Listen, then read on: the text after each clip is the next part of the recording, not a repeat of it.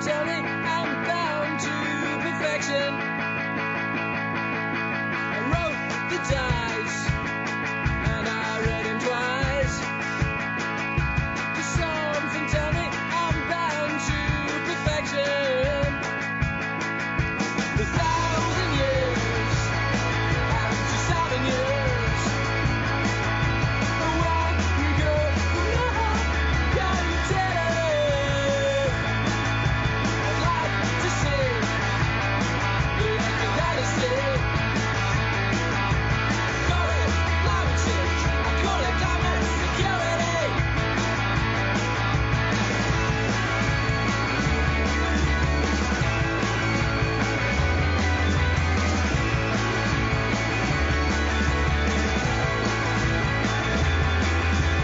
Got the town to follow your trail. Headed to Greenland if I have to. I like your lips, I like your smile. I hold you in my arms 'cause I love you.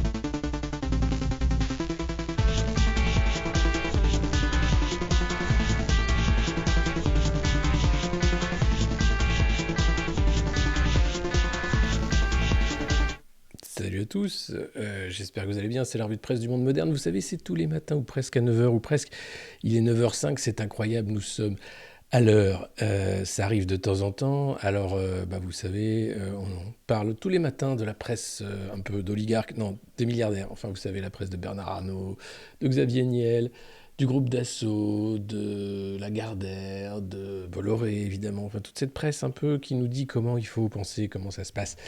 Et puis, mention spéciale, j'ai mis mon t-shirt vert parce que c'est la guerre.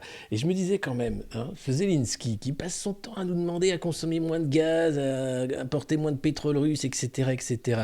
Mais le mec est en t-shirt dans son pays où il fait, je sais pas en Ukraine en ce moment, mais à mon avis, il fait pas 25 degrés. Il faudrait peut-être commencer à baisser le gaz parce que si on veut passer un hiver qu'on va pouvoir passer et pas y rester, il faut dès à présent commencer à moins consommer. Alors, je suis chez mes parents cette semaine, eux ils consomment comme il faut pas, donc j'ai commencé à baisser les radiateurs et tout, mais quand même il fait chaud. Donc je me dis, mais combien il fait dans le palais présidentiel à Kiev pour que le mec soit tout le temps en t-shirt dans ses vidéos, quoi. C'est quand même impressionnant. Donc voilà, c'était un petit hommage à Volodymyr Zelensky. Salut à lui, salut à tous les Ukrainiens, bien sûr, bienvenue à vous, salut à tous les modernos, moderna. Il est où le costume? Il n'est pas, je viens d'expliquer Universal War One pourquoi je ne suis pas en costume. Voilà, je me dis, puis en même temps, peut-être que comme ça, la revue de presse va faire le tour du monde. Je vais pouvoir parler à tous les parlements du monde en disant, voilà, si vous voulez arrêter de consommer du gaz russe et du pétrole russe, arrêtez de vous mettre en t-shirt par moins de 10 degrés dehors, et puis baissez déjà de quelques degrés pour sauver la démocratie. 12 degrés à Kiev, bon ça va, on peut se mettre en t-shirt, c'est tranquille. On commence cette revue de presse. Je sais, c'est bizarre, on n'a pas l'habitude de me voir en t-shirt. Mais bon, c'était ça, ou le sweat à capuche d'un commando para. J'ai hésité, j'ai fait ça, voilà. Merci Toupir de l'abonnement, n'hésitez pas, le train de la hype approche, n'hésitez pas à vous abonner bien sûr, à nous suivre sur Patreon également, sur tous nos réseaux sociaux, voilà, c'est super, merci d'être là chaque matin pour la revue de presse. Ça y est, c'est la guerre. Et voilà, on essaie de rire de cette information tragique en réalité, mais bon, il faut bien tenir le coup, hein. Alors, une bonne nouvelle pour commencer, Valérie Pécresse a été testée négative, hein, 5 jours après avoir été testée positive au Covid. Elle reprend donc sa campagne, et c'est Stan Guerini. De la République En Marche, qui lui vient d'être testé positif. Isolement, tout ça. Décidément, c'était assez impressionnant. Hier, j'étais dans un cluster, hein, il y avait Macron à Dijon. Je vais vous raconter ça tout à l'heure, vous allez voir, c'était n'importe quoi. Faudrait que je mette un bonnet aussi, peut-être. Un bonnet ou un truc. Voilà. Prends au rétablissement, voilà, c'était rapide, hein, petite grippe, petit rhume, tout va bien, elle est de retour. Et puis, je voulais vous montrer, c'est le Parisien aujourd'hui en France qui fait des sondages quotidiens. Alors, les sondages, vous savez, il ne faut pas y croire, c'est complètement bidon, etc. Mais c'est drôle de voir les dynamiques chaque jour qui changent sur les sondages. Et là, regardez, Macron est à 30,5%, Marine Le Pen à 16%, Éric Zemmour à 13,5% et Jean-Luc Mélenchon à 12% et Pécresse à 11%. Ça, c'était le 12 mars. 12 mars, premier sondage quotidien, rolling, hein, comme ils appellent ça, Ipsos Le Parisien, où Macron est sur son nuage, hein, c'est la guerre, tout ça, Le Pen, Zemmour, bon, tout roule. Et puis, aujourd'hui, qu'est-ce qui se passe ? Macron qui a chuté, hein, c'est pas normal, il devait monter à 50%.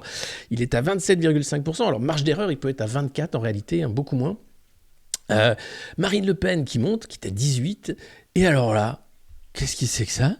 Jean-Luc Mélenchon qui est à 15,5%. Quoi ? Avec une marge d'erreur qui ferait qu'il serait peut-être à 17,9%, 18%. Non, vous rigolez. Éric Zemmour qui est à 11% et Valérie Pécresse qui est à 10%. Hein, bon, voilà. Non mais c'est incroyable.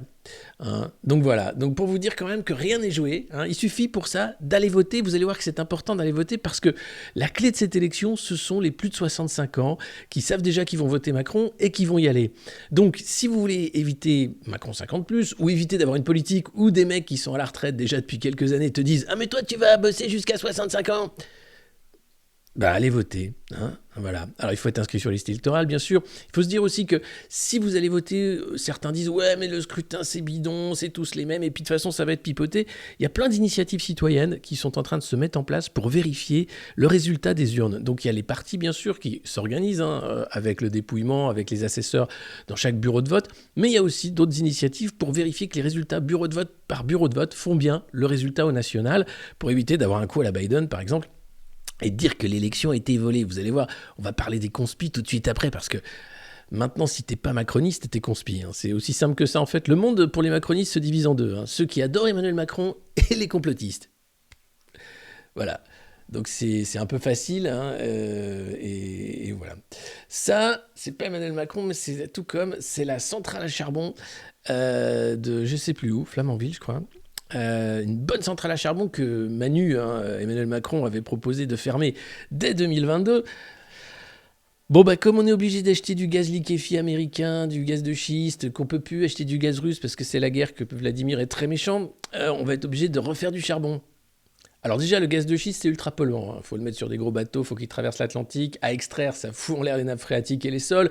Ça va rendre malade les gens sur des générations. Mais c'est pas grave, c'est pour la démocratie. Et en plus, si on fait cramer du charbon, c'est comme les Allemands, c'est super bien. En ce moment, à Paris, il y a une pollution à la particule fine. Et ben, c'est pas du tout lié aux bagnoles. Non, c'est lié aux centrales à charbon allemandes avec le vent qui rabat toute leur merde sur la périphérie parisienne.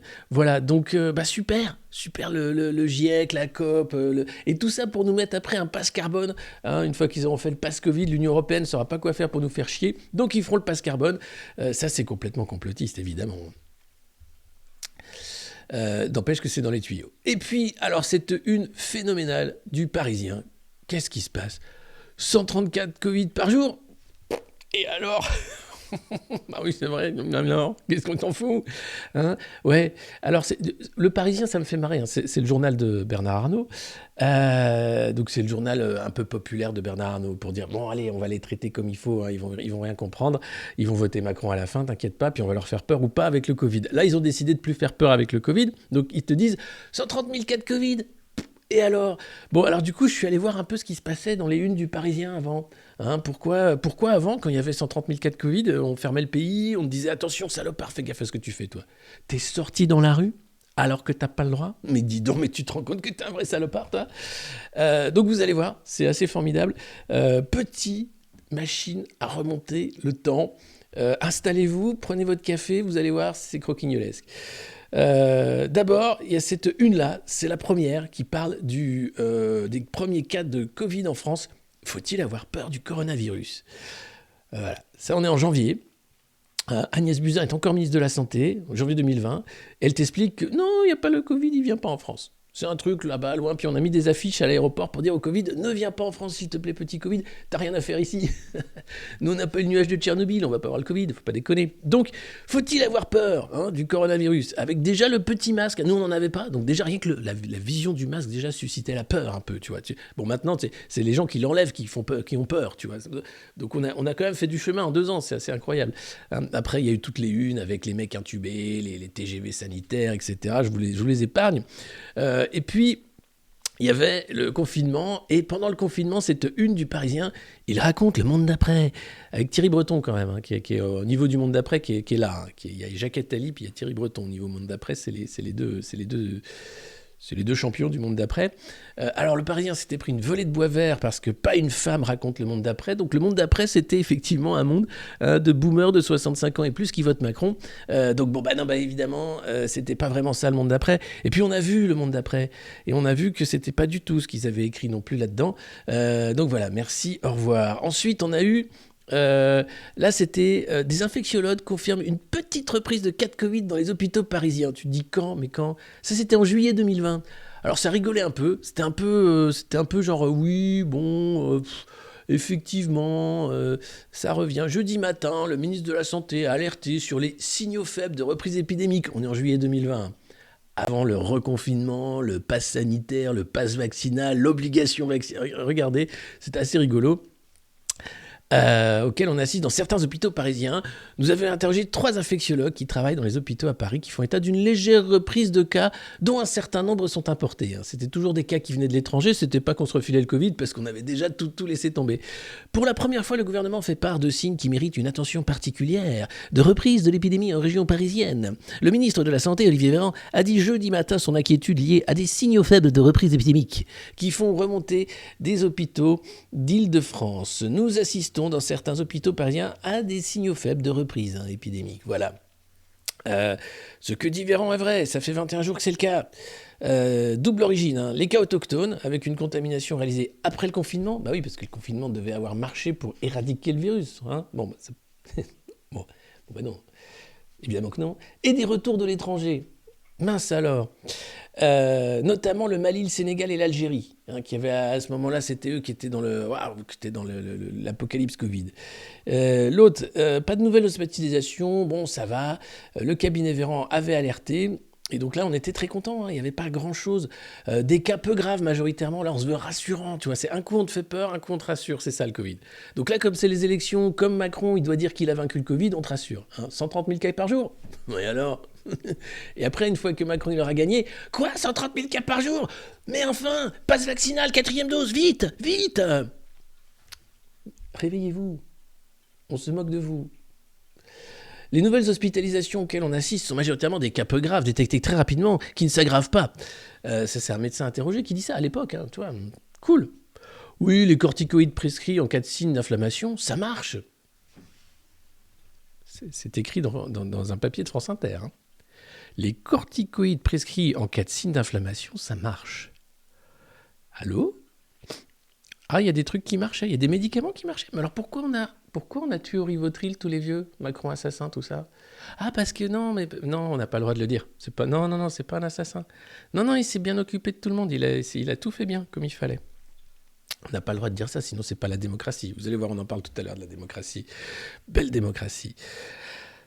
Donc voilà, pas de précision de porte-parole de la PHP, etc. Donc vous vous rendez compte quand même comme le ton change en fonction de ce que décide l'exécutif, s'il faut faire peur ou rassurer le français. Et donc Bernard Arnault, qui est l'oligarque numéro 1 français, qui est propriétaire de la marque Macron, donc a fait un peu cette campagne de peur ou de rassurisme en fonction de ce qu'on devait faire. Alors il y a eu aussi... cette une du Parisien, janvier 2021, cette fois-ci, 200 artistes qui veulent se faire vacciner. C'était 200 artistes qui s'engageaient à se faire vacciner. Bon, on n'a pas accès à leur carnet de santé, hein, puis il y a quand même un truc qui s'appelle le secret médical, même si depuis quelques mois on a l'impression que ça n'existe plus. Et donc là, c'était la grosse campagne de vaccination. Vaccination qui, rappelons-le, à l'heure de la troisième puis de la quatrième dose, je, vous savez, enfin vous savez, c'est hein, mais bon voilà. Hein. No, it's time to have Albert Bourla, the CEO of Pfizer, come in and explaining what the first dose is actually the best dose we can actually have against Omicron and COVID. Yes, yes. Surely, 95% of explanation that the vaccine doesn't work. It works, but it doesn't work up to what we explain it would work. Well, I'll now let McKinsey explain, and McKinsey will explain you better than I. Voilà, donc il faut savoir que les cabinets de conseil qui conseillaient notamment, attendez, je vais relire parce que c'est un peu technique, mais il y a encore un petit scandale cabinet de conseil, on n'a pas fini, non, on n'a pas fini. Voilà, Bain Company, qui est un peu un McKinsey également, qui est américain, cabinet de conseil, avait une mission du ministère de la Santé pour identifier les besoins des laboratoires privés qui manquaient de réactifs pour recueillir les véritables statistiques sur la réalité du dépistage. Voilà, hein, donc ça c'était quand même assez incroyable. Il faut savoir que Bain, c'est aussi les gens qui s'occupent de la stratégie marketing et du développement de la croissance des labos, en l'occurrence Pfizer. Loïc Plantevin, qui dirige le pôle santé européen de Bain Company, eh bien, figurez-vous qu'avant d'être chez Bain, il était chez Pfizer pendant 2 ans. Chef de produit, rien que ça. Oui, bah, c'est pas grave. Ensuite, il y a Patrick Biecheler, partenaire chez Bain Company, qui vient de chez Roland Berger, une autre agence de conseil, hein, qui a été employé par la France pendant la crise sanitaire. Et lui, alors, il a été directeur marketing chez AstraZeneca. Bon, c'est normal, tu vas me dire, les mecs, ils connaissent bien. Mais si ça, c'est pas du conflit d'intérêt, c'est quoi exactement? C'est-à-dire que les mecs bossent dans la pharma, puis ensuite sont conseillers en pharma pour conseiller les anciennes boîtes dans lesquelles ils travaillaient, avec notre argent. Ensuite, vous avez Manel Oliva Trastoy, partenaire chez Bain Company, spécialisé dans les produits de consommation et de santé, accélération de croissance et de transformation. 2 ans chez Danone, 8 ans chez Boston Consulting Group.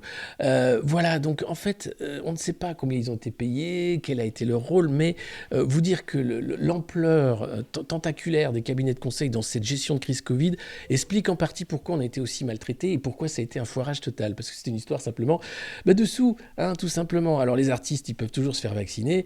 Bon, on les entend plus pour la campagne présidentielle, c'est normal. Et puis 134 Covid, et alors? Mais alors je vais vous montrer la petite vidéo qui date de mars 2020 pour dire mais qui sont ces affreux Parisiens qui sortent dans les rues?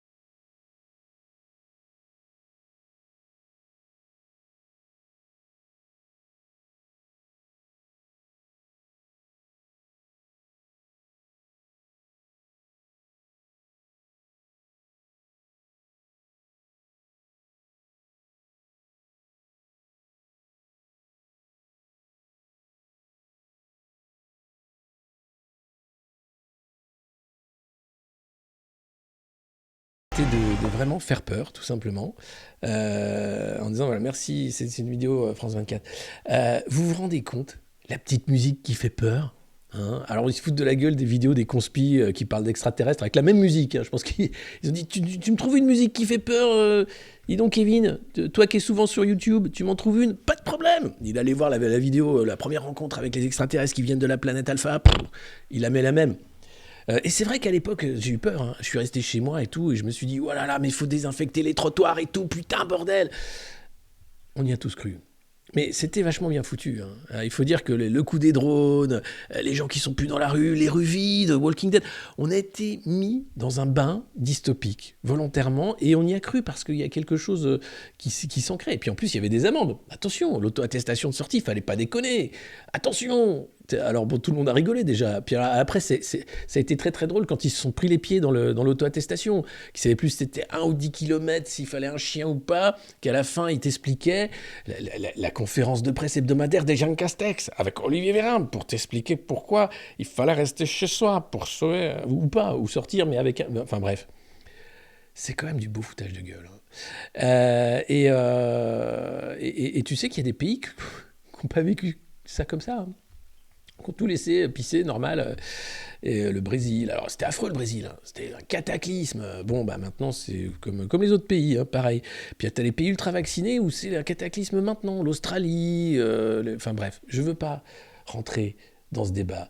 Tout ce que je veux vous montrer, c'est comment la petite musique peut faire peur, peut enfermer ou peut rassurer. Et là, clairement, le choix pour ces élections, pour dire que Macron a vaincu le coronavirus, c'est 130 000 cas de Covid par jour. Et alors, c'est Omicron, on s'en fout, c'est un tout petit Covid. Bon, ça fait quand même plus de 100 morts par jour, hein. Ça fait des hospitalisations qui remontent, les médecins qui commencent à dire « Gardez le masque, faites attention, on n'a pas fini. » Bon, des labos qui se disent « C'est bien si on trouve un vaccin qui marche. » Non mais je veux dire un qui marche mieux, avec de l'ARN quand même, mais donc ils sont en train d'essayer de trouver un truc. Bon, en tout cas, dans un article de France Inter, il y avait visiblement des trucs qui marchaient, hein. Voilà. Mais c'est pas grave. C'est pas grave, c'est le Covid, les gars. Faut pas déconner, c'est important les choses comme ça. Voilà. Donc je voulais vous faire ce petit tour d'horizon, voilà, des unes du passé, pour comprendre d'où on vient et où on va, parce qu'après les élections, si jamais Macron, par malheur, arrivait à repasser, on retourne dans le grand merdier, hein. Pardon les artistes, vous pouvez rester où vous êtes. Et puis alors, ça c'est Ouest France, anti-vax, pro-russe, même combat. Pourquoi une partie des complotistes soutient Vladimir Poutine ? Mais oui, ça. Pourquoi donc ? Serait-il russe ? Est-ce qu'il n'y aurait pas des fermatrolls complotistes payés par Vladimir Poutine pour raconter des conneries sur Internet, pour même foirer la campagne de Macron parce qu'il raconte n'importe quoi lui ? Est-ce que ce serait pas ça plutôt ? Aïe. Alors, on est allé voir l'article de Ouest France, hein. Vous savez que si vous n'êtes pas macroniste, vous êtes complotiste. C'est comme ça en France maintenant. Attention, c'est compliqué. Nous, on avait le chien, effectivement, on a marché. J'ai lâché la rampe. Oui, tout simplement parce que c'est... Alors, je vais d'abord vous lire l'article, puis après, on va rigoler ensemble. Et on va dire, mais pourquoi on en arrive là, en fait ? Voilà, donc c'est un petit article de Philippe Maté dans Ouest France. Depuis le début de l'invasion de l'Ukraine par la Russie, plusieurs comptes complotistes en vue pendant la pandémie de coronavirus relaient des théories pro-russes. Méfiance du pouvoir en place, des médias mainstream, les ressorts restent les mêmes qu'avec le Covid, en attendant de contester fin avril le résultat de la présidentielle. Bon, ils ont un coup d'avance en disant, ce journaliste se dit, tiens, les conspis vont contester les résultats bidonnés de l'élection présidentielle. Alors pour ça, justement, il y a des initiatives citoyennes pour éviter que ce soit bidonné et vérifié. Alors on ne vérifiera pas, malheureusement, les bureaux des Français de l'étranger qui vont voter à 100% Emmanuel Macron. C'est eux, hein, qui font le vote Macron, les Français de l'étranger. C'est bien dommage, mais allez-y, si jamais vous êtes à l'étranger et que vous n'êtes pas macroniste, vous êtes complotiste, allez vérifier les votes quand même, ce serait sympa. Sinon, c'est sûr qu'on va se poser des questions si Macron gagne, hein, parce que quand même, il est pas... Il est incapable de remplir sa salle de 30 000 personnes de la Cor Arena ou je sais pas où à Paris, là. Donc t'as des mecs, t'as même Jean-Michel Blanquer qui est obligé de faire une vidéo pour dire venez, c'est important pour le président qu'on soit 30 000. Ils ont fait une tobola, hein, pour plus tu remplis, plus t'as des cadeaux. Alors pas de champagne, pas de saucisson, mais après t'as le droit à une photo dédicacée de Macron. Moi je voulais un saucisson. Ah ben c'est la tombola à la REM, hein, désolé, excusez-moi monsieur, c'est une photo dédicacée ou un temps d'échange avec le candidat. Non, moi je préfère avoir une bouteille de champagne. Tant pis. Alors, d'un combat à l'autre, depuis quelques semaines, les communautés complotistes en première ligne durant la pandémie de coronavirus ont un nouveau cheval de bataille, la guerre en Ukraine. Elles ne partagent pas les condamnations unanimes contre Vladimir Poutine. Eh oui, oui, bah oui, il faut savoir pourquoi. Alors, certaines personnalités qui s'étaient fait remarquer par leur prise de position contre les vaccins embrayent sur ce nouveau créneau. Le plus médiatique, Booba.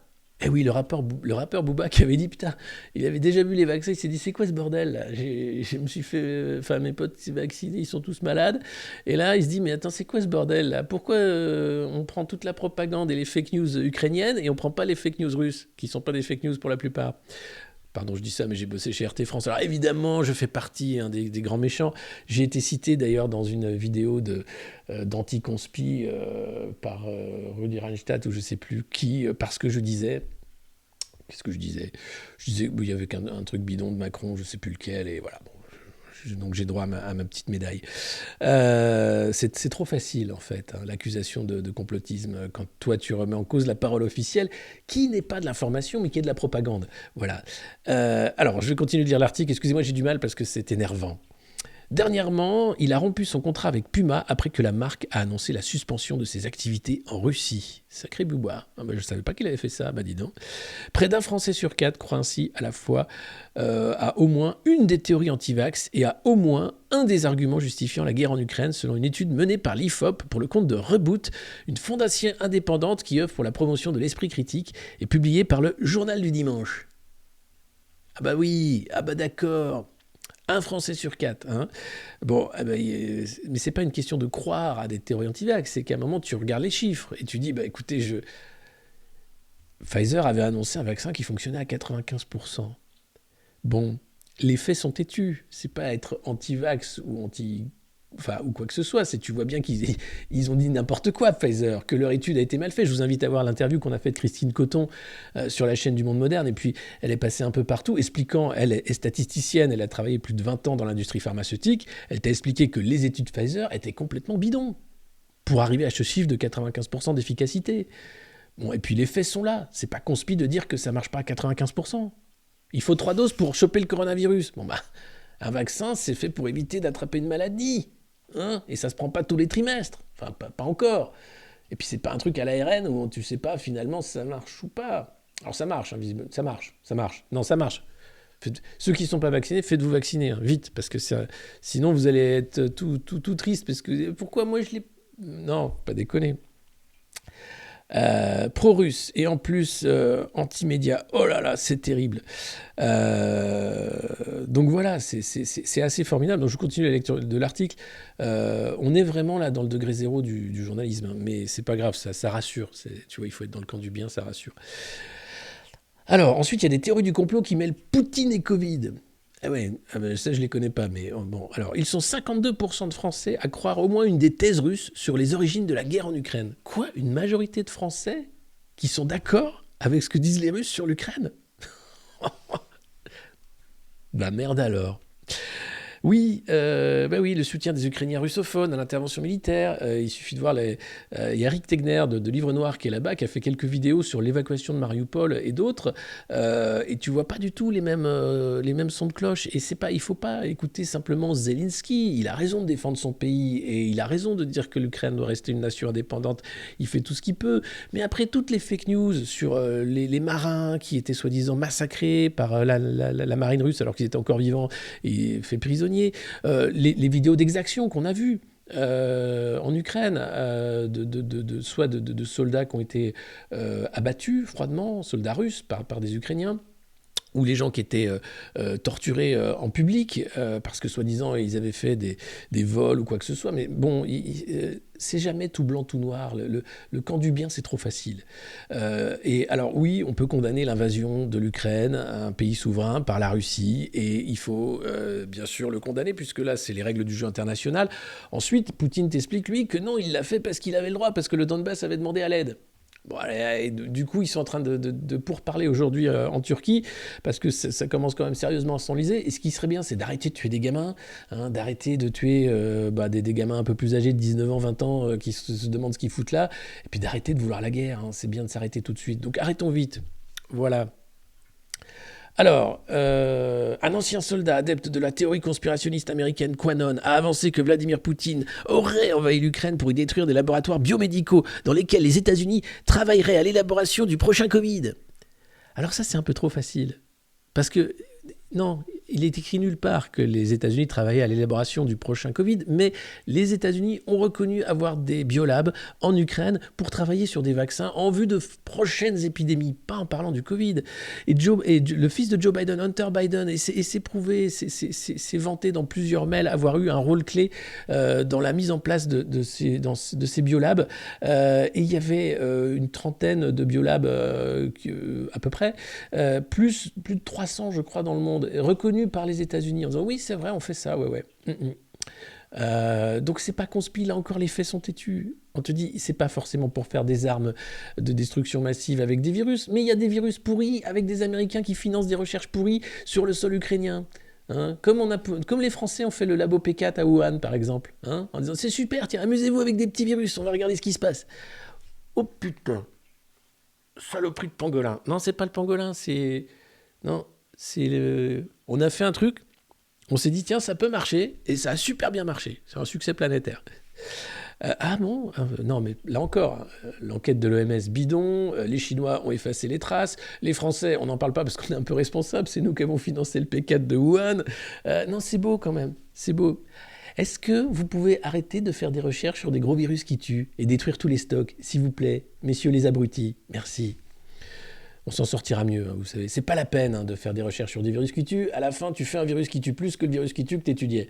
Donc arrêtons là tout de suite. C'est pas conspi, c'est vraiment un moment stop, taisez-vous.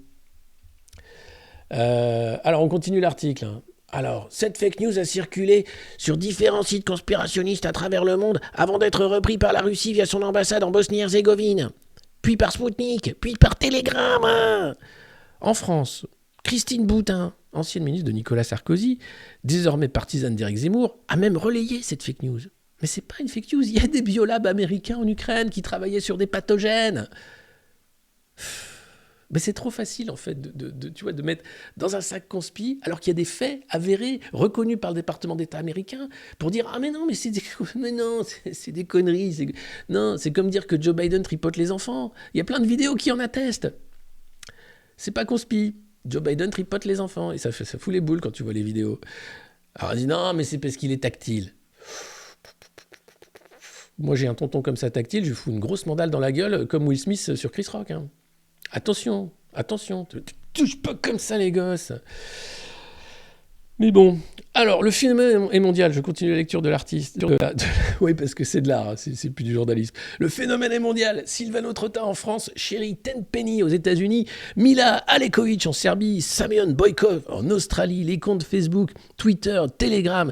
De ces complotistes les plus en vue, le changement était perceptible dès le début de l'offensive russe le 24 février. L'interdiction de RT a été un point de bascule. Ah bah oui, puisque ça a été très vite. Hein. On a eu une semaine, on s'est même pas retourné. Paf. Tiens. Alors qu'il suffisait d'une baffe à Joe Biden. Non, pardon. Le journaliste Antoine Bayet, directeur éditorial à l'INA, l'a constaté. Il s'est penché sur les producteurs de la pseudo-information dans un livre, Le voyage au pays de la dark information, qui vient de paraître chez Robert Laffont. Il a fini de l'écrire avant la guerre en Ukraine, mais il est resté depuis abonné à des books Telegram où s'était organisé, entre autres, la lutte contre le pass vaccinal. Mais c'est pas conspi de lutter contre le pass vaccinal, c'est juste défendre la base des libertés, l'esprit même de la Constitution. Le sujet de la guerre en Ukraine s'y est tout naturellement invité. Au début, c'était sur le mode interrogatif. Est-ce que l'on nous dit tout ? Ben non, la preuve, sur les biolabs, il a fallu se battre pour que finalement les États-Unis reconnaissent, oui, faire des expériences pourries sur des virus de merde. Et puis il y a eu une bascule vers le revendicatif avec l'interdiction de RT fin février. Les mots d'ordre étaient les mêmes que les antivax. Scandale, atteinte aux libertés. C'est vrai. En dehors de tout cadre de l'état de droit, la chaîne RT a été censurée alors même qu'elle avait l'agrément du CSA. D'ailleurs, RT et Sputnik ne sont pas censurés en Suisse. Les autorités suisses constitutionnelles ayant jugé que les Suisses étaient assez grands pour se faire une idée eux-mêmes, sans qu'on fasse de la censure ou de la propagande. Hein, à la main, tu regardes pas, mais tu sais ce que tu regardes. Donc voilà, de France Soir aux chaînes YouTube d'extrême droite comme TV Liberté ou Livre Noir, les analyses du conflit reprennent des éléments de langage du Kremlin. Les motivations qui peuvent s'entremêler restent les mêmes que du temps du Covid. elles sont au nombre de 3. Politique d'abord, notamment l'extrême droite, qui a toujours été proche de Poutine. Économique, pour des gens comme Xavier Azalbert, qui a repris François, et dégage entre 40 000 et 50 000 euros de marge publicitaire par mois. C'est un truc qui marche. Ah, ça les emmerde, ça marche. Mais en même temps, si tu lis certains articles de François, là encore, c'est factuel. Embêtant. Personnel, enfin. Certains qui se sont lancés dans une quête personnelle. Ils sont aussi bien retraités qu'entrepreneurs, enseignants, CSP+, et diplômés. Ils sont capables de regarder le 20h de TF1 et de basculer ensuite sur d'autres sphères d'information. Mais qui sont-ils ? Attention les enfants, ne faites pas cette cascade à la maison si vous n'êtes pas un professionnel. Regardez le 20h de TF1, puis basculez sur d'autres sources d'information. Surtout ne faites pas ça. Il faut vraiment être quelqu'un d'aguerri, il faut avoir l'habitude de basculer sur d'autres sources d'information, parce que c'est vrai que quand tu sors du 20h de TF1 et que tu vas lire un article sourcé qui t'explique que non, les cabinets de conseil, c'est du conflit d'intérêts, évidemment, c'est quelque chose qui fait très peur. Donc ne basculez pas sur d'autres sources d'information, restez bien sur le 20h de TF1, il ne faudrait pas déconner. Et votez bien Macron, sinon vous êtes conspi. C'est du délire cet article. C'est dans Ouest France aujourd'hui, c'est impressionnant. Alors, anti-Macron et anti-BFM, on continue, c'est de l'art. Au contraire du mouvement des anti-vax, et plus près de nous, du convoi de la liberté, je ne mets plus les klaxons, vous vous rappelez, on a eu mal aux oreilles. Il faut voir la façon dont Justin Trudeau, ce young leader proche de Papy Schwab, a traité le convoi de la liberté, en enlevant toutes les libertés des gens qui étaient dans le convoi de la liberté. Incroyable, belle démocratie. Les complotistes pro-russes n'ont pas encore basculé dans des actions concrètes. Il y a des appels à signer des pétitions, mais pas à manifester. C'est souvent comme ça avec les appels à la mobilisation. Parfois la mayonnaise prend, d'autres fois ils disparaissent aussi vite qu'ils sont apparus. Anti-vax, pro-Poutine, ils partagent cependant les deux mêmes cibles. Ah bon ? Oui. Peu importe alors d'avoir dénoncé des lois sanitaires liberticides et de soutenir un dirigeant autocrate comme Poutine. Ils sont anti-Macron, c'est-à-dire contre le pouvoir en place. Et anti-BFM, contre les médias mainstream, vus comme des alliés du pouvoir. Ça, c'est Antoine Baillet qui résume ça dans son super bouquin. Voilà, c'est génial. Comment on organise la connerie généralisée en traitant les gens comme des abrutis et en expliquant que, attention, je vous relis la phrase parce qu'elle est quand même incroyable. Souvent CSP+, et diplômés, ils sont capables de regarder le 20h de TF1 et de basculer ensuite sur d'autres sphères d'information. Donc c'est des citoyens qui s'informent. Voilà, tout ça pour ça.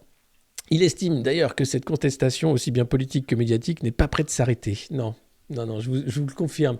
D'ailleurs, abonnez-vous au Monde Moderne, puisqu'ici, justement, on se moque un peu des médias mainstream parce que ça en devient risible tellement c'est loin de la réalité ou même de la compréhension du monde. À un moment, le journalisme, c'est pas de prendre un parti pris ou de défendre un camp, le camp bourgeois en l'occurrence, et de dire « Oh, ceux-là se complotissent parce qu'ils regardent pas le 20h de TF1, ils vont vers d'autres sphères d'information. » Non, faut arrêter. D'ici à 4 semaines, ils devraient contester la légitimité de l'élection présidentielle. Oui, c'est vrai.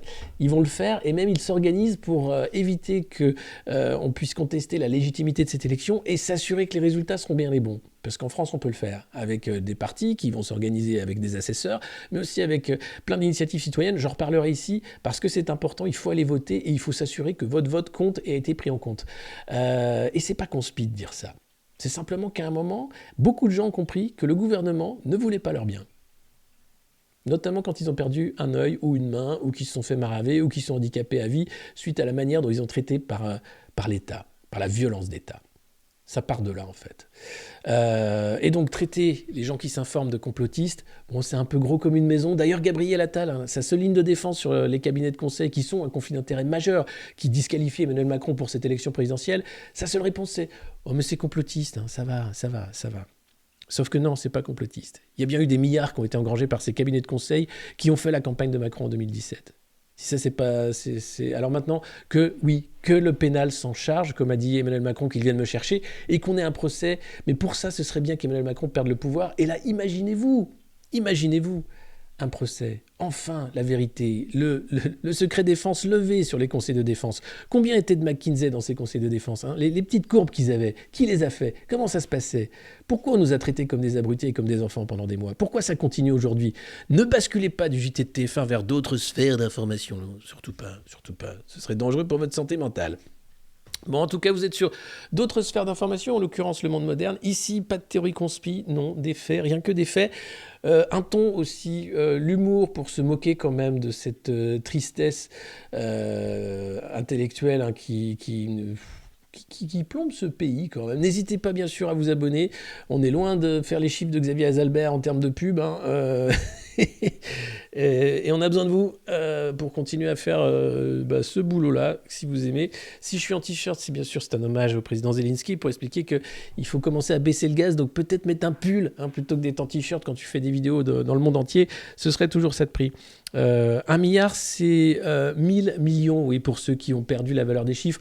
En réalité, quand on va te filer 18 centimes à la pompe, dis-toi bien que McKinsey t'a pris dans la poche environ 150 balles.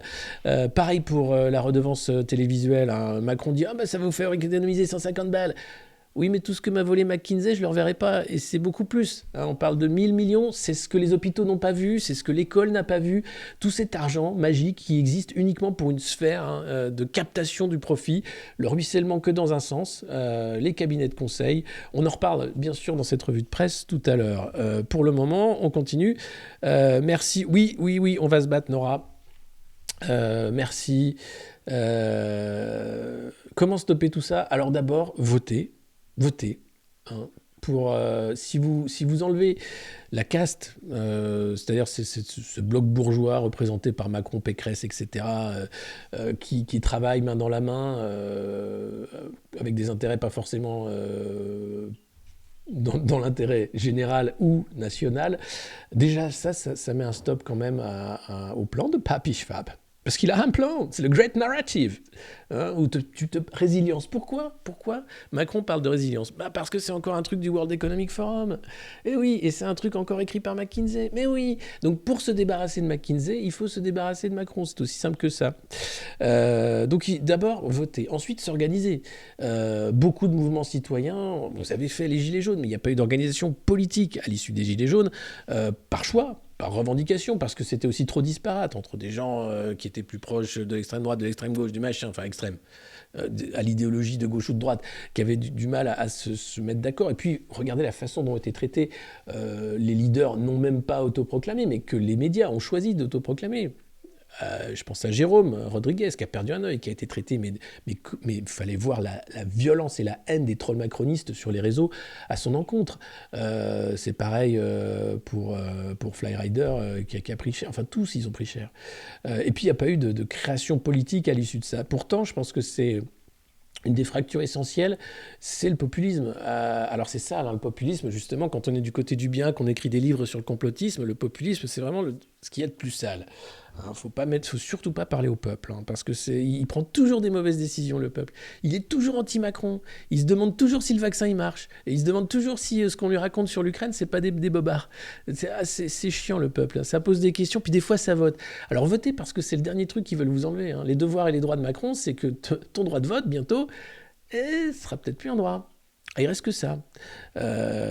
Donc voilà. Et puis voyez-vous avec les sondages, même avec le taux d'adaptation, tu vois bien qu'il commence à réajuster parce que bon, il pourrait se prendre une grosse tôle, Macron, donc ils le font descendre petit à petit, hein, pour pas que ça se voit trop. Évidemment qu'il n'est pas à 30, il n'est même pas à 24. Donc tout est possible. Il suffit pour ça de voter pour arrêter tout simplement ce délire de maltraitance de ces sachants qui ont des plans de carrière, hein. Je veux dire, Cédric O, ça y est, il s'est déjà barré du ministère du numérique. Il a été lobbyiste pour les GAFAM pendant tout son ministère. Et là, il va bosser pour les GAFAM. Tranquille. Et personne n'en empêche. Donc à un moment, voilà. Bougez-vous, abonnez-vous au Monde Moderne aussi. Nous, on a besoin de vous pour que ça tienne, pour qu'on puisse durer. Au-delà, bien sûr, de l'élection présidentielle, vous pouvez nous soutenir sur Patreon.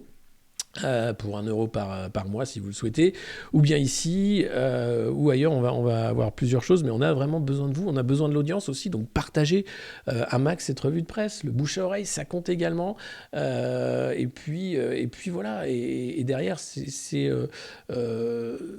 dès qu'on va être accusé de complotisme, il suffit simplement de rappeler les faits et de dire qu'il n'y a rien d'inventé. Voilà, ce sont ceux qui accusent de complotisme qui inventent en fait qui choisissent les théories les plus farfelues. Mais voilà, c'est pas farfelu, c'est un fait de dire qu'il y a des biolabs américains en Ukraine. Voilà, c'est un fait. Allez, on continue cette revue de presse. Merci d'être aussi nombreux ce matin. Alors, qu'est-ce qu'on a ? Ah ouais, Libération qui a décidé de quitter le réel lui aussi, qui fait sa une sur la gifle de Will Smith. Bon, tu dis bon. Après, je sais pas à quoi ça sert. Alors, il s'est excusé. Il s'est excusé en disant ouais, j'aurais pas dû faire ça. Bon, bah super. Et puis une enquête sur le trafic à balles réelles à Marseille. Alors après, je voulais vous parler d'Emmanuel Macron en campagne. Parce que figurez-vous qu'il était à Dijon hier. Je suis allé voir un peu l'arrivée à la Fontaine-Douche, qui est un quartier pas très loin d'où habitent mes parents. Et c'est un cirque, c'est le cirque McKinsey qui arrive en ville. Alors t'as, je pense, une cinquantaine de baqueux, déguisés en survêt, Nike et tout, tu vois le gilet pare-balles dessous, ils ont le flingue derrière dans la poche, les mecs en costard qui font la sécurité du président, les mecs de la préfecture de police qui sont là aussi, donc t'as déjà 80-100 personnes qui font la sécurité. Ensuite, t'as les journalistes, une meute de journalistes. Alors t'as tout, t'as Quotidien, BFM, CNews, ils sont tous là avec des perches et tout, là t'en comptes une vingtaine. Donc là, déjà, tu as deux cercles qui t'empêchent d'arriver devant le président Macron. Puis après, tu as les gens qui sont là avec leur drapeau ukrainien. Tu avais un mec en fauteuil roulant. Puis tu as 2-3 habitants qui sont là pour se prendre en photo avec le président. Et puis ceux qui sont là pour dire quelque chose. Alors quelques militants pour hurler « Macron, on veut pas de toi ». Et d'autres qui sont là pour hurler « Macron, président ». Et lui qui parle très doucement, qui est tout petit. Je l'ai vu en vrai, il est tout petit. J'avais jamais vu Macron. J'ai vu Sarkozy, j'ai vu Hollande, j'ai vu Macron, je l'avais pas vu. Et là, voilà. Et donc, il parle, et il dit des petits trucs, puis après il s'en va, très content de son petit truc. Alors là, on vous a vendu Macron qui avait pas le temps parce qu'il s'occupait de l'Ukraine, tout ça. Macron, le président qui est au-dessus de la mêlée. Et puis, il y a Macron, le candidat de la petite phrase, qui sort sa petite pique, puis après qui va bouffer son cordon bleu à la cantine, parce qu'il est candidat maintenant. Donc il a le temps quand même de faire des polémiques à 2 balles. Je vous le laisse, je reprends un café, j'arrive. Il y a 2 hypothèses. La première, c'est l'indignité. C'est plutôt celle qui me semble la plus crédible. Mais ça n'est pas une surprise. La deuxième, c'est la méconnaissance d'une réforme très importante du quinquennat, c'est le 100% santé. Et maintenant, les prothèses auditives, les lunettes et les prothèses dentaires sont remboursées par la sécurité sociale. 10 millions de Françaises et de Français ont eu accès à cela. Ça fait partie de mon bilan. C'est un bilan social dont je suis fier. Et j'invite alors à ce moment-là le candidat malentendant à pouvoir s'équiper à moindre frais. Merci beaucoup. Eh ben, super timing. Voilà, donc le mec il a pas honte. Non mais attention, c'est pas attention. Hein. Le candidat malentendant, faut qu'il mette des petites. Mais ça va de faire des blagues sur les malentendants ? Sérieusement ? Pour vanter ton bilan social qui n'en est pas un ? Il faut savoir que le candidat malentendant, en plus, c'est Mélenchon qui est vraiment malentendant pour le coup. Donc voilà. Autre petit passage. Merci Cled qui offre des abonnements. Quant à Culte également, merci d'offrir des abonnements. Merci de vous abonner. On continue. Et c'est faux, bien sûr. La Sécu ne rembourse que 2 euros. Bien sûr que c'est faux. Mais c'est pas grave, c'est Macron qui le dit. Si vous dites que c'est faux, c'est que vous êtes conspi. Alors, vous avez ensuite l'autre petite phrase qui, moi, m'a fait bondir, évidemment. Mais c'est parce que je suis conspi. Ouais, bah oui. Non, je ne suis pas conspi. En revanche, toute la propagande macroniste, je la connais par cœur. Et je dis que c'est un moment, ça suffit, il faut arrêter.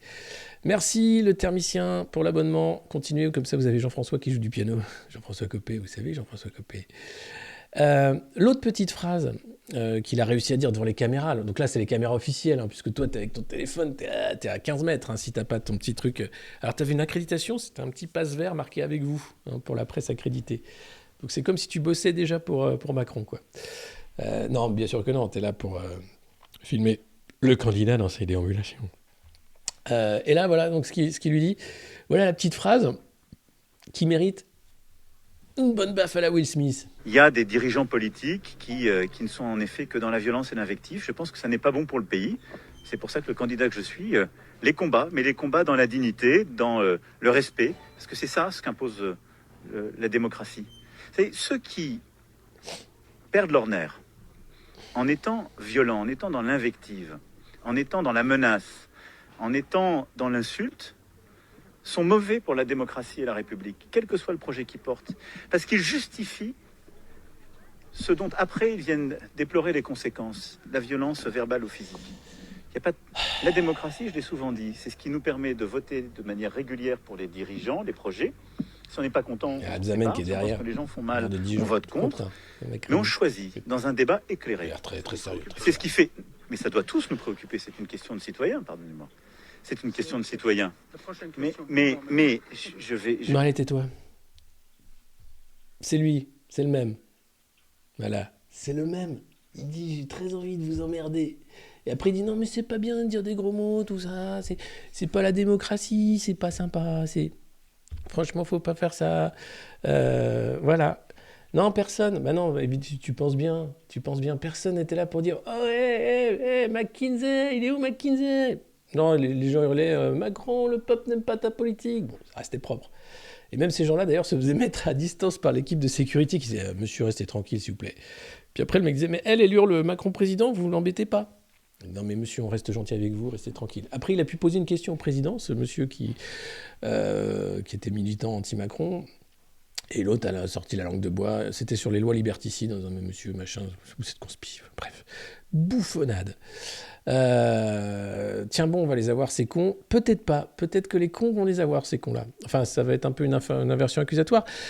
Par rapport à la violence dans la démocratie, qui a éborgné sans compter? Qui a méprisé les Français depuis qu'il est élu? Qui traite les gens de tous les noms? En off, j'imagine les blagues à l'Élysée avec Jean-Brigitte. C'est quand même dingue. Et là, le mec te dit non, mais c'est normal. Attendez, je perds le... Quel soutien incroyable. Le niveau 1 est atteint. Merci les gars, merci. J'ai perdu la connexion tellement ça va bien. Ah merde. Bon, la façon dont tout ça est systématiquement traité, voilà. Je sais pas si vous m'entendez du coup là. J'ai l'impression que l'ordinateur est en surchauffe. Ce matin, c'est un peu la surchauffe. C'est pour ça que je suis en t-shirt, pour le gaz. Donc la façon dont voilà, Macron lui peut insulter sans compter, c'est son droit. Il est président, puis c'est normal. Ah, les non-vaccinés, c'est vraiment des emmerdeurs. Oui et non, pas forcément. Et puis vous avez cette gilet jaune, Jocelyne Chassard, qui a pris 3 mois avec sursis pour ce passage d'anthologie. Je vous le mets parce que franchement, c'est voilà. Jocelyne pour sa big up. Réveillez-vous! Macron! Destitution! Macron! Décapitation! Macron! Destitution! Macron! Décapitation! Macron! Putain! Explosion! Faut lui exploser sa gueule à ce dictateur! Oh putain! Explosion! Voilà Jocelyne, quand même, quelle star. Donc ça va, c'est 3 mois avec sursis pour insulte et menace de mort à l'encontre du chef de l'État, donc on n'est pas en dictature, hein. Heureusement, mais quand même 3 mois avec sursis pour ça. Est-ce que c'était si nécessaire? Cette colère-là, qu'est-ce qu'elle dit? Tout simplement qu'on en a marre d'être traités comme des cons. Et de ne pas être entendu en réalité, parce qu'il y a ce plafond de verre qui fait que toutes ces voix qui ont été gilets jaunes, qui se retrouvent pas dans le mensonge, dans le récit qu'on leur vend, ont une colère formidable, et cette colère, elle doit devenir politique si on veut sortir par le haut. Donc ça doit être un vote de barrage dès le premier tour, ça doit être ensuite une organisation citoyenne, mais tout est fait pour que ce soit impossible de s'organiser. Des candidates comme Clara Egger, qui portait le RIC constituant citoyen, n'ont pas eu accès aux médias, parce que c'est des petits candidats, puis ensuite il n'y a pas les 500 signatures, puis ensuite tu n'as jamais accès vraiment à la sphère médiatique pour être tous les matins à la radio comme Manuel Valls, qui n'a rien à dire, à part moi j'aimerais bien revenir au pouvoir. Mais non, casse-toi, on veut plus te voir en fait. Donc cette colère, on la comprend. Parce qu'il y a des gens qui sont tout le temps invités pour raconter des conneries, sortir des livres qui ne sont pas lus. Marlène Schiappa va ressortir un livre. Ça paye bien, ministre. C'est en juin. En juin, plus personne ne saura qui est Marlène Schiappa. Mais c'est pas grave. Elle le fait. Elle a un éditeur. Elle a accès aux médias. C'est formidable. Et puis toi, quand tu es en colère, quand tu te rends compte que tout ça, c'est vraiment du foutage de gueule, que tu es le dadon de la farce, que tu n'as jamais vraiment le pouvoir, alors que la Constitution stipule bien le pouvoir du peuple par le peuple pour le peuple, et que tu sais que tu fais partie du peuple, contrairement à ces gens-là qui savent très bien qu'ils sont au-dessus du peuple, il y a une colère. Alors ça peut finir en révolution, hein, il suffit de pas grand-chose, une famine, hein, généralement ça précipite les révolutions, les famines. Là on nous parle de restrictions alimentaires, mais dans les pays du Sud, hein, nous ça va, on mange bien et on a des écrans plats. C'est comme ça que ça tient, parce qu'on a de la malbouffe et des écrans plats. Le jour où il n'y a plus de malbouffe et que tu arrêtes de regarder la télé parce que c'est vraiment trop chiant, peut-être quelque chose va se passer. Ou parce que tu fais cette cascade de passer du JT de TF1 à d'autres sphères d'information, peut-être aussi là que les citoyens vont devenir informés. Peut-être là aussi, le débat démocratique aura lieu entre ceux qui ont privatisé le pouvoir et ceux qui ont perdu le pouvoir. Voilà. Donc, c'est formidable. J'ai pas essayé les écrans plats, non. Attention, les ingrédients chez Panzani ont changé. Ah ouais ? Incroyable. Qu'est-ce qu'ils ont mis ? Des écrans pas plats ? Oui, tu peux acheter chez Emmaüs, hein, tu trouves encore des bonnes vieilles télé cathodiques. Hein. Ou même des écrans d'ordi, tu sais, qui étaient longs comme ça, là. Voilà. Eh oui, le monde est plus compliqué que ce que vous croyez. Absolument. Mais surtout, ne passez pas de TF1.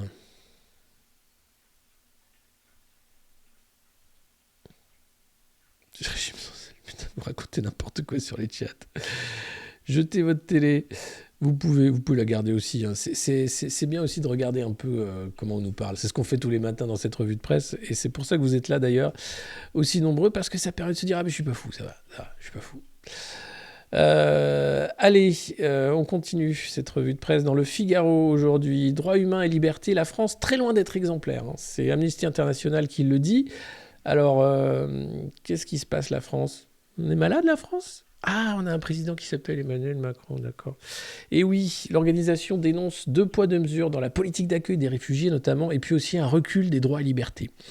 Alors, la France est très loin de l'exemplarité qu'on pourrait attendre d'elle en matière de respect des libertés publiques et des droits humains.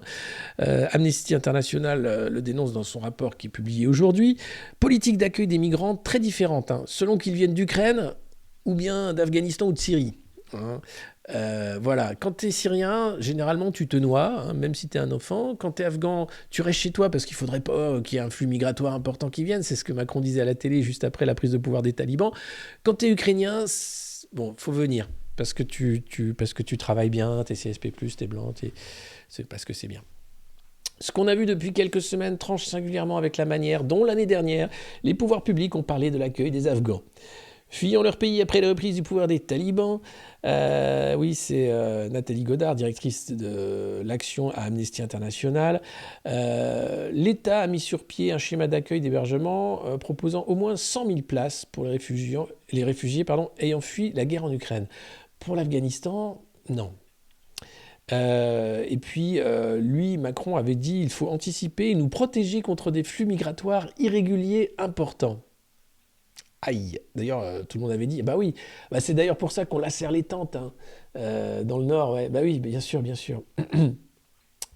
Sans compter que à l'époque, la protection temporaire avait été demandée hein, pour les Afghans, elle avait été refusée. Là, elle a été acceptée pour les Ukrainiens.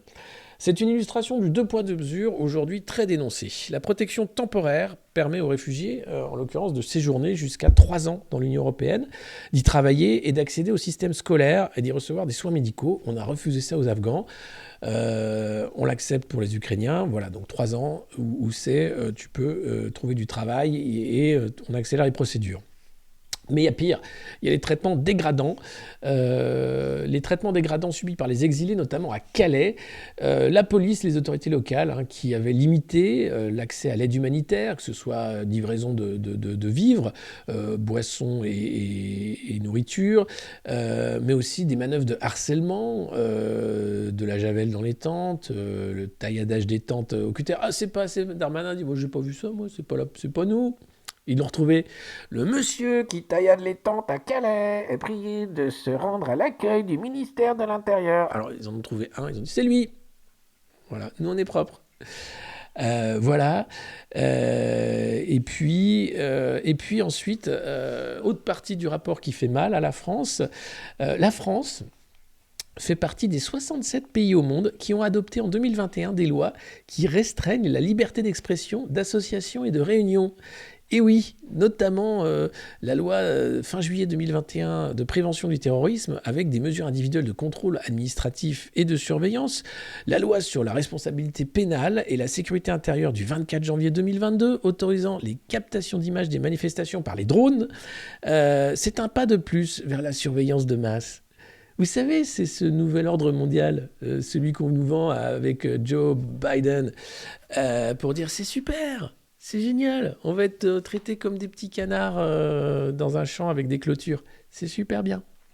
Voilà, donc non, c'est un peu moche. Et heureusement qu'Amnesty International est là pour dire que ça va mal. Moi, j'aurais mis le pass vaccinal aussi dans le truc. Mais bon, visiblement, non, ils ont dû avoir des... Bon, ils se sont dit, non, on va pas faire ça.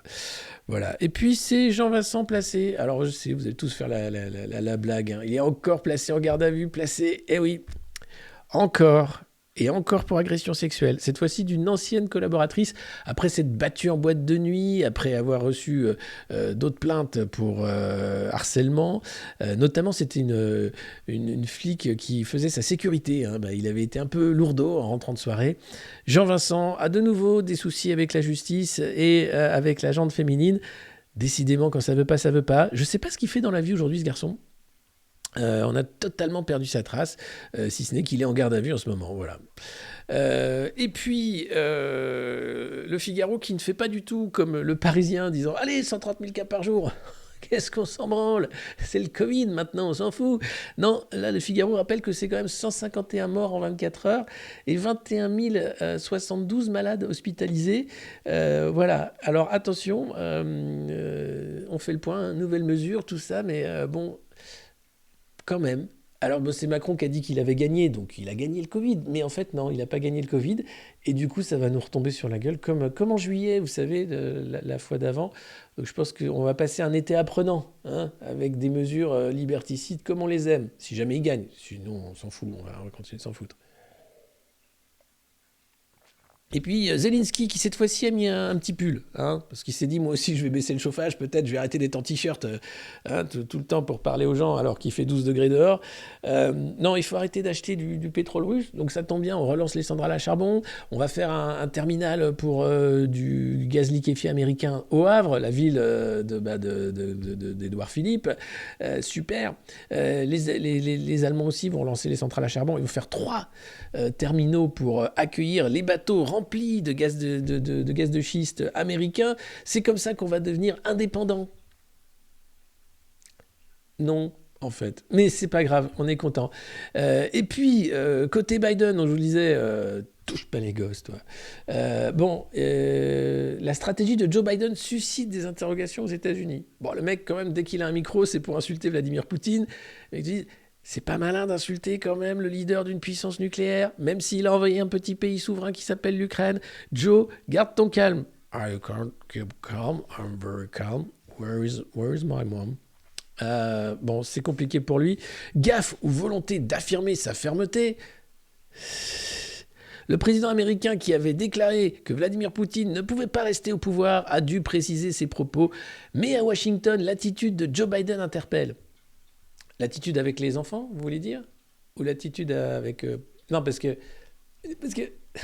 touche pas comme ça, toi.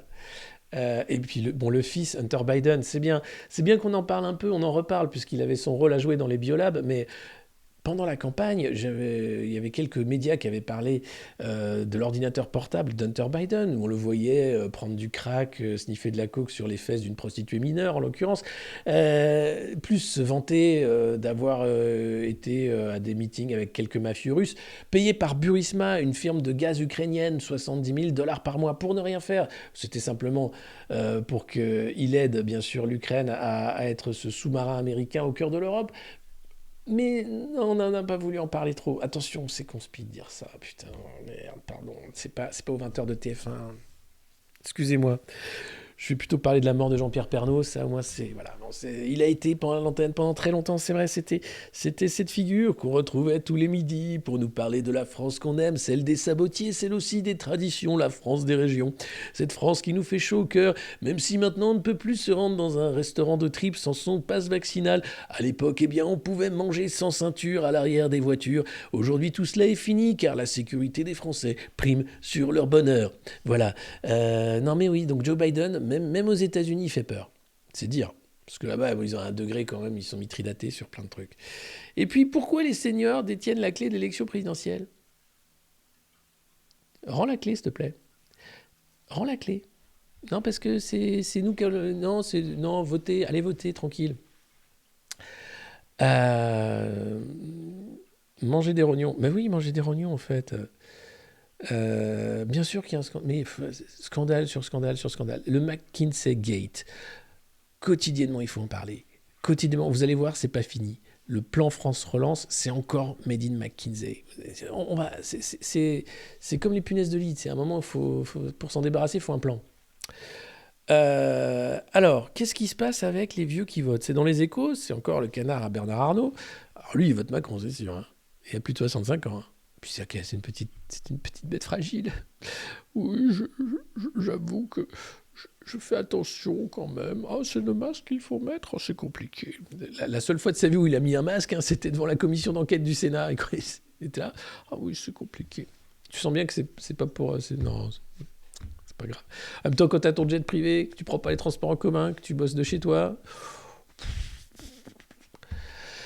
Bon, tous les électeurs disposent d'une voix, mais dans les faits, tous les électorats n'ont pas le même poids.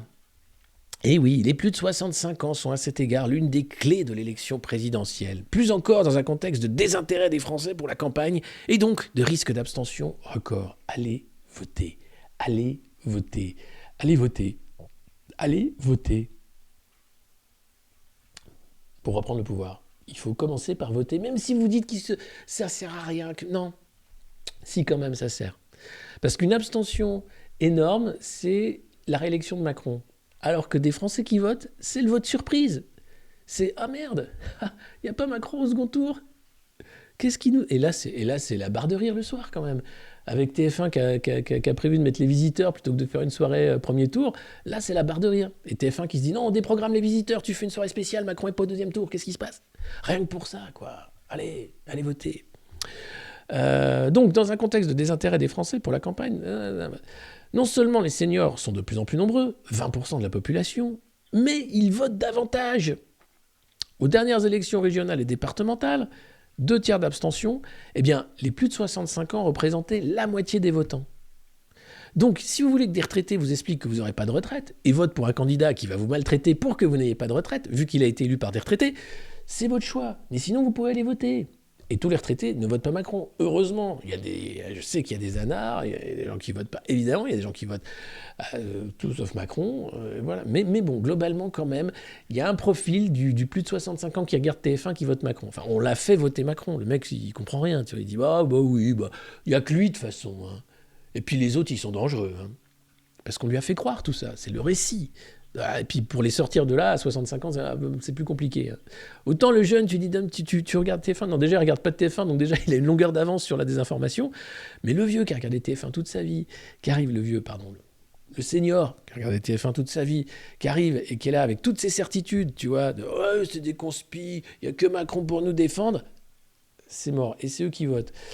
Abonnez-vous ici au Monde Moderne, c'est important, hein, sur Twitch aussi, sur patreon.com/le Monde Moderne. On a besoin de vous pour que l'audience de TF1 aille vers d'autres sphères d'information. En plus, c'est plus rigolo. C'est le matin, c'est pas le soir, mais je vais faire les JT de 20h vont revenir quand je serai installé avec un excellent réseau à la maison. Pour le moment, j'ai l'excellent réseau de chez mes parents, donc c'est déjà ça. Voilà.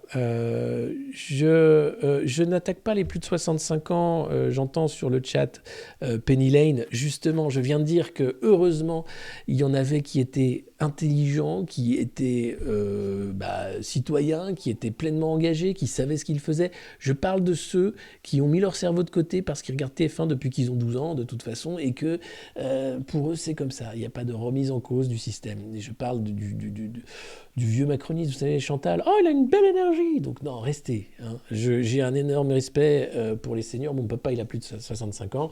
Hein. Ma maman, elle est morte, voilà. Mais elle avait plus de 65 ans aussi. Et un jour, ça nous arrivera, si on a la chance d'aller au-delà de 65 ans. Donc j'ai un énorme respect. Voilà. Et je m'en prends pas aux vieux. Je parle de cet article qui explique que oui, les plus de 65 ans vont voter. Et oui, beaucoup d'entre eux vont voter Macron. Et ils n'ont aucune connaissance du monde dans lequel ils vivent. Ils vivent dans un petit mirage, loin des rives du monde. Voilà. Donc c'est pour dire aux jeunes qui, eux, ne votent pas, qui pensent que c'est inutile, que ça ne marche pas, qu'il faut se mobiliser. Sinon, ils vont être dans un monde qui n'est pas adapté, finalement, à ce qu'on va vivre. Que ce soit la dette, rien que la dette.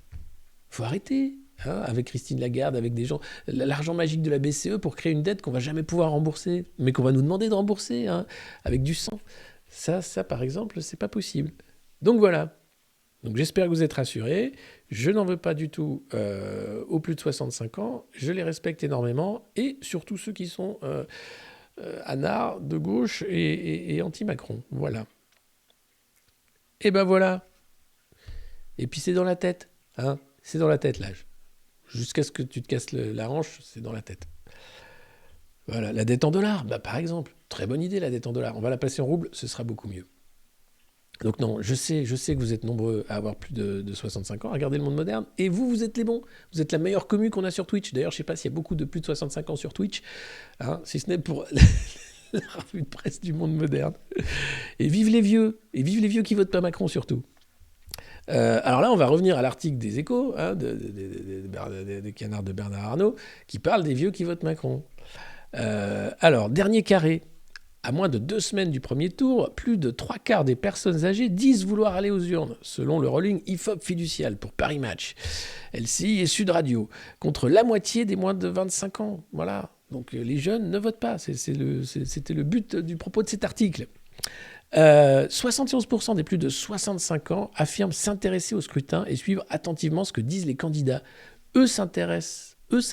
Alors attention, sur ces 71% de plus de 65 ans qui s'intéressent au scrutin, combien ne regardent que TF1 ou BFM pour s'informer ? Il est là le problème. C'est pas ceux qui sont là ce matin à regarder le monde moderne, que j'aime d'amour, c'est la famille, c'est le S. 13 points de plus que les jeunes. Et c'est par hasard si les candidats multiplient les promesses à leur égard. Eh oui, de la revalorisation des petites pensions à des primes pour adapter leur logement en passant par la hausse des places en EHPAD. Mais quand on voit le scandale des EHPAD, il a fallu un livre pour que les mecs bougent. Ruffin, dès qu'il est élu député, il parle du scandale des EHPAD. Les macronistes lui rigolent au nez. Non, mais c'est pas... Non. Et maintenant, les mecs font semblant d'avoir la larme à l'œil et dire qu'on va faire un truc. Pareil pour les retraites. La revalorisation des retraites. C'est maintenant qu'il en parle. Il n'a rien fait. Tout le scandale, hein, l'idée de dire que vous allez bosser jusqu'à 65 ans pour revaloriser les petites retraites. Il n'y a pas besoin de faire ça. On pourrait revaloriser dès maintenant. Hein. Il suffit d'aller chercher l'argent là où il est. Et il y en a de l'argent. Il n'y en a jamais eu autant. Même en roubles. Et par tradition, les seniors, plus conservateurs, votent à droite. Alors ça, je ne sais pas d'où ils sortent ça. Je pense que c'est parce que c'est les Échos, le journal de Bernard Arnault. Donc il dit, non mais oui, par tradition, les seniors sont plus conservateurs, ils votent à droite. Près de 4 sur 10 se sont portés sur François Fillon en 2017, au point de constituer la moitié de ses voix. Cette fois, c'est pas le cas. Et non, si le premier tour se déroulait aujourd'hui, à peine un quart des plus de 65 ans glisserait dans l'urne un bulletin au nom de Valérie Pécresse. Ce qui explique ses difficultés. Elle a perdu le vote Fillon, Pécresse. Eh oui, mais où est le vote Fillon ? Alors, il y en a une partie qui est chez Zemmour et une partie qui est chez Macron. Et oui, voilà. Le dernier carré, hein, en tout cas, c'est compliqué parce que chez les moins de 50 ans, Pécresse est à moins de 5%. Voilà. Et donc, ce glissement va bénéficier à Emmanuel Macron, qui rassemble presque un tiers des intentions de vote des seniors. Voilà, contre un quart en 2017. C'est ça le problème. C'est pas les autres. C'est ces seniors gavés de TF1, de BFM, de propagande macroniste qui vont voter Macron ne sachant pas ce qu'ils font. Ou ayant un tapis financier suffisant pour assurer les arrières de leur progéniture. Mais globalement, c'est compliqué. Vous m'avez manqué. Bah oui. Bien sûr, voter c'est important évidemment. Voter c'est important et les jeunes doivent voter et c'est tout le propos en fait. Et sur Twitch normalement il y a des jeunes qui regardent. Donc que les plus de 65 ans pro-macronistes votent Macron, c'est normal. Qu'ils soient nombreux, ça m'étonne, mais bon il y en a quand même. Mais ils sont surreprésentés si les jeunes ne vont pas voter. Et c'est là où l'élection elle est dangereusement faussée parce que du coup tu te retrouves avec une représentativité qui n'est pas représentative. Encore une fois, la dépossession du pouvoir. Donc la stratégie, elle est de reprendre le pouvoir d'une manière ou d'une autre par le peuple, pour le peuple. C'est extrêmement important. Donc voilà, je m'excuse pour ceux qui auraient mal pris cet article. C'est pas moi qui l'ai écrit. Je n'ai aucune haine envers les seniors, les plus de 65 ans. Je n'attaque pas les vieux. J'attaque les vieux macronistes parce que ceux-là, ça va quoi. On a assez soupé. Les sondages sont destinés aux candidats, montrent que Macron a chaud au cul. Bien sûr. Alors ça, c'est mais si tu regardes les sondages, déjà, vous avez une fourchette d'erreur de 4 à 5%. Macron est passé de 30 à 27%. Avec cette marge, il est en réalité à 24, 22. Son socle électoral de 2017 n'a pas bougé. Donc en réalité, Macron, il n'est pas à 30%. Il n'a jamais été à 30%. Donc là, les sondeurs sont en train de dégonfler parce qu'ils voient que ça ne prend pas. Ils ne peuvent pas faire semblant que Macron... Donc ils vont le ramener vers les 22%. Là où il a toujours été, c'est le socle électoral de Macron, c'est ça. Et ça veut dire qu'au deuxième tour, tout est possible. Même au premier tour. Si justement les jeunes se mobilisent, les abstentionnistes se mobilisent en se disant non mais cette fois-ci quand même il faut faire un barrage contre McKinsey. Il ne s'agit pas de Macron. Macron c'est un acteur. C'est comme Zelensky. Il est là pour incarner un ensemble de politiques qui sont la privatisation des services publics, qui sont la captation des profits, qui sont la destruction de la classe moyenne, qui sont aussi la déconstruction de la nation au profit d'une intégration européenne. C'est ça. Macron, il représente ça. Mais lui, il s'occupe de la déco de l'Élysée. Et des petites phrases, enfin on le voit candidat, c'est le cirque McKinsey comme je vous disais, donc c'est un vote contre McKinsey, c'est un vote contre cet ordre global qu'on voudrait nous imposer, du tous vers le même, vous mangerez de la bouffe de merde, parce que les États-Unis, ces défenseurs de la démocratie universelle, viennent d'autoriser le bœuf OGM, voilà, dans leur pays, donc tu pourras faire du bœuf CRISPR, donc faire un bœuf génétiquement modifié, et le mettre dans ton assiette, et c'est super, il faudrait applaudir des deux mains et dire merci. Non, je suis pas... Non. Or, c'est ça un peu. Donc, c'est vision du monde contre vision du monde. Alors, voilà, les souverainistes sont moqués. Ils n'ont qu'un candidat, c'est Dupont-Aignan. Et lui-même est moqué. Et puis, derrière, les populistes, n'en parlons pas. Ceux-là sont complotistes. Ils n'ont pas voix au chapitre. Ce n'est pas de la politique, c'est de la manipulation. Voilà, et puis entre-temps, vous avez Anne Hidalgo, qu'on a complètement oublié, mais qui est là pour dire « Oui, cette gauche qui n'existe plus a besoin d'exister pour être la jambe gauche de Macron. » Elle ne l'a pas dit comme ça, mais en gros, c'est ça. Donc ça y est, le PS est entièrement macroniste, mais ils ne le disent pas parce que sinon, ça va se voir trop. Et chez LR, la moitié est déjà macroniste aussi. Et c'est quoi le macronisme ? C'est la capitulation. C'est le choix d'être gouverné par des consultants américains. Voilà. Bon, moi, je ne suis pas d'accord avec ça, en fait. C'est pour ça qu'on a la revue de presse tous les matins. Vous voulez vraiment que j'aille mettre Nicolas Sarkozy ? Je sais pas, je le sens pas ce matin, j'ai pas envie. Il y a des matins comme ça. Même Nora qui arrête pas de demander à ce que j'imite Nicolas Sarkozy. Écoute Nora, je suis très content que vous ayez besoin de... Mais non, tu vois, je l'ai pas ce matin. Il y a des matins où je l'ai, puis des matins où je l'ai pas. C'est pas comme... Il faut que l'esprit de Nicolas Sarkozy descende sur moi pour que je puisse le faire. Sinon, je peux pas le faire. C'est aussi simple que ça. Voilà. Mais bon, c'était un plaisir de faire la revue de presse avec vous, tous les matins. Et puis, je vais retourner à l'écriture de mon livre, parce que je crois que les Français ont besoin d'un peu d'espoir. Voilà. En tout cas, merci pour les abonnements offerts. Invoquons le temps des tempêtes. Il faudra que je fasse des lectures du temps des tempêtes aussi. Merci Toupir pour les abonnements offerts. Merci à vous tous qui vous êtes abonnés ce matin. Merci à vous tous qui nous suivez. Merci à vous tous sur Patreon. Merci aussi pour vos messages de condoléances. Ça fait chaud au cœur. Écoutez, demain, je pense que c'est Antoine qui va le faire. Et peut-être on fera un matin câlin en fin de semaine, ce serait bien. En tout cas, voilà, des gros merci et à demain ou à jeudi. C'était la revue de presse du Monde Moderne, c'est tous les matins ou presque, à 9h ou presque. Pour les nouveaux qui ne connaissaient pas, bah voilà, bienvenue. Ici, on lit la presse qu'on appelle mainstream pour comprendre un peu comment on nous parle et pourquoi on se retrouve avec un président comme Emmanuel Macron alors qu'on n'a rien demandé. Ou un passe vaccinal alors que ça sert à rien, par exemple. Hein. Allez, bon courage et bonne journée. Prenez soin de vous, de ceux que vous aimez. Et ne prenez pas tout ça trop au sérieux. Ah oui, et mettez un pull et baissez le chauffage. C'est pour l'Ukraine. La démocratie. Jadot aussi, il en a besoin.